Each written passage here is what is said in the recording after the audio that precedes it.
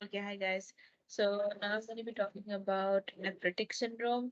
Now, nephritic syndrome is basically a clinical manifestation of the glomerular basement membrane disruption due to glomerular inflammation and bleeding, and obviously acute capillary damage. So basically, when you talk about uh, nephritic syndrome, we're basically mainly talking about hematuria, and the clinical features in this case would be a hypertension, which basically because of the increased renin, angiotensin, and aldosterone system. Plus, obviously, there's hematuria, in which we can see these dysmorphic RBC casts, and obviously their casts, and oliguria, like decreased glomerular filtration rate, which basically lead to it. Plus, azothemia, in which we have increased BUN and creatinine, and mild proteinuria, like nephrotic range as well, like less than 3.5 gram per day, as the GFR we can say is decreased, and there is edema. Now, when you talk about glomerulonephropathies, they're manifested as nephritic syndrome, or they can be also manifested nephrotic syndrome. Nephrotic syndrome, we know, is basically when there is proteinuria, and mainly when talking about nephritic syndrome, we're talking about the hematuria. Now, in this case, we talk about glomerular hypercellularity, either within either mesangial or can be endocapillary. So first of all, this is basically the content. Now let's go to the first disease, which is PSGN, which is acute post streptococcal glomerulonephritis. This nephritic syndrome arises after an infection with a group A beta hemolytic strep infection of the skin, especially like impetigo or pharynx. Often it is in children who are 6 to 10 years old. Now, pathogenesis in this case would be nephrogenic strain with like M antigen. If you remember the sketchy micro video in which was of Streptococcus pyogenes, and you can remember the M antigen with the hat of the baker. So remember the M antigen plus there's hypersensitivity reaction type 3, which leads to their in we can say their deposition into the glomeruli and activating alternative, we can say, complement pathways, which leads to secondary damage. Now in this case, normally we say that the microscopy is not required. However, in the case of nephritic syndrome, please remember the microscopy. Remember what it looks like under the light microscope, what it looks like under the electron microscope, and what it would look like under the um, what it would look like immunofluorescence would look like under the immunofluorescence. So first, let's talk about the light microscopy, in which for PSGN, in which we would see hypercellularity and enlarged glomeruli with RBC cast in the tubules.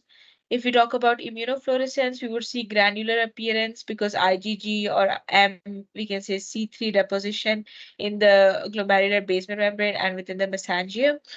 Plus, in the electron microscopy, we can see subepithelial, we can say humps,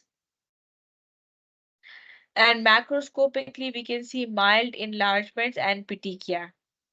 Clinical features in this case, which is like 2 to 4 weeks post-infection, there is an elevated serum anti-streptolysin O, decreased C3, peripheral and periorbital edema, and we can see cola-colored urine. For the prognosis and healing, children often recover on their own. Adults, 40% progress into RPGN or chronic renal failure. So we'll talk about RPGN ahead. Next, we can talk about IgA nephropathy, which is called the Berger's disease. IgA deposition within the mesangium following a mucosal infection. This is the most common reason. And the pathogenesis is that here we have an increased synthesis and decreased clearance of IgA during mucosal infections, which basically leads to immune complex deposition within the mesangium. And in this case, this is basically an endocapillary proliferation, okay, and which activates alternative complement if recurrently occurring, like transplantations, and transplantations may be required, or it may lead to chronic renal failure. The clinical features in this case would be that they would have episodic hematuria with RBC casts that occur concurrently with respiratory or GIT infections. Microscopically, in the light microscopy, we'll see mesangial proliferation. In the immunofluorescence and electron microscopy, we'd be able to see that they're mesangial, we can say immunocomplex deposition. And the differential diagnosis in this case would be Hinox Scholien's purpura, which is basically an IgA vasculitis. Okay, and so we need to basically differentiate this from the IgA nephropathies. Furthermore, we can go ahead and talk about the RPGN, which is rapid progressive glomerulonephritis. This is the worst thing that can basically occur because eventually it is a very fast progression into renal failure. So it's like a nephritic syndrome that progresses to renal failure within weeks or months with a crescent-shaped glomerular deposition. This is very important. Crescent-shaped glomerular deposition. So it's like an accumulation of fibrin and macrophages, which leads to a crescent-shaped glomeruli due to the severe glomerular injury. And this is basically an extra capillary proliferation. In light microscopy, we will see hypercellularity, and we can see this crescent, like I showed you in like the emoji, I guess you can see like it's a crescent shape. So this is what it looks like, and basically leads to the obliteration of the Bowman's capsule, which leads to fibrin, where we can see like fibrin and plasma proteins and disformated epithelial podocytes, monocytes, and macrophages. Grows from cellular to fibrocellular and then eventually into a fibrotic scar and necrosis. Necrotic cells and because of the glomerular basement membrane rupturing, for example. Now, under the immunofluorescence, we can actually see three different types of the deposition. So this is very important. So we can either have linear deposition, which is basically linked to the good pasture syndrome, which affects young and old female smokers. So it basically affects the smokers. And IgG deposit nearly in the glomerular basement membrane and alveolar basement membrane, leading to a hypersensitivity reaction type 2. Okay, and the antigen is a part of the collagen 4, disrupting glomerular basement membrane and leads to hematuria and hemoptysis. Or we can have a granular or diffuse deposition in which we can see immune complex deposition diseases like PSGN or SLE nephritis, especially in the subendothelial layer. And then we have a negative immunofluorescence, which is Bocci immune, and this is the most common type. It leads to an idiopathic systemic vasculitis like Wegener's granulomatosis and microscopic polyangiitis or Church-Strauss syndrome. Circulating ANCAs like anti-neutrophil cytoplasmic antibodies are depositing within the vessels. And in the electron microscopy, you're actually able to see ruptures in the glomerular basement membrane, allowing WBCs, proteins, and inflammatory mediators to actually reach the urinary space and to form crescents. Clinical features, again, we would see hematuria, proteinuria, hypertension, and we can also see periorbital edema.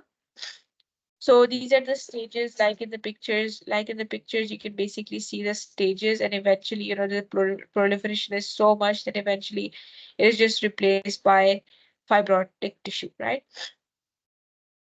Furthermore, we can talk about diffuse proliferative glomerulonephritis.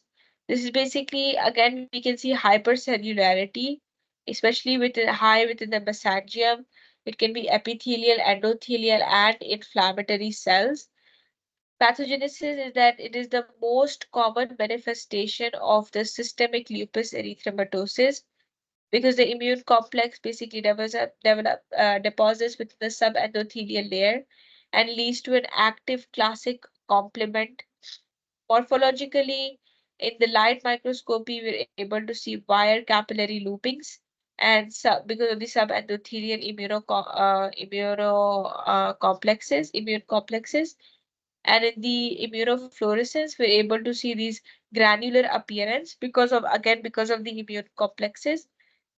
And in electron microscopy, we're able to see subendothelial immunocomplexes, and these are basically IgGs. Furthermore, in the clinical features, we're able to see like nephrotic and nephritic syndrome simultaneously. And the very important is that you need to know why most of the patients die. Uh, so in this case, it is mostly due to like they would die due to the systemic lupus erythematosus. Furthermore, we can talk about Alport syndrome. Now, Alport syndrome is basically an inherited defect. It is an autosomal dominant, X-linked dominant, we can say inherited defect in the collagen 4, which basically leads to a glomerular disease.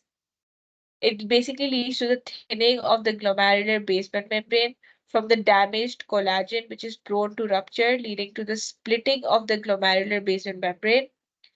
Morphologically, we can actually see in the light microscopy that there's a renal tubular cells, which basically appear like foamy, and they like to accumulate like neutral fats and mucopolysaccharides. In the electron microscopy, it looks like a basket, for example. And clinically, what we can see is that there's retinopathy, there's lens dislocation, glomerulonephritis, and sensorineural defects. And that's why we can remember it like this: can't see, can't be, and can't hear a B, for example, because of the sensorineural deafness, glomerulonephritis, and retinopathy. Now, this is basically all the diseases that you really need to know. But one separate thing that I also want to mention is about the proliferation. So you can actually classify them according to proliferation as well. So I'll try to put the picture or put the picture on the side. So basically, in this case, you can actually classify to extracapillary proliferations and endocapillary proliferations. Extracapillary proliferation are actually very fast progressing and they are concentric. In this case, we can talk about anti-GBM or ANCA-associated vasculitis, for example, which I already talk about that there's a disease in which we can see extracapillary proliferations, which I have already previously mentioned, which is basically RPGN. On the other hand, we talk about endocapillary proliferations, in which we can talk about IgA nephropathy, for example, and then we have membranoproliferative glomerulonephritis and acute post-streptococcal glomerulonephritis. These are all endocapillary proliferations, whereas when we talk about RPGN, it is an extracapillary proliferation. So this is basically everything you need to know. I'll try to put the picture of the proliferation and their classification on the side so you can look at that as well. Thank you and all the best.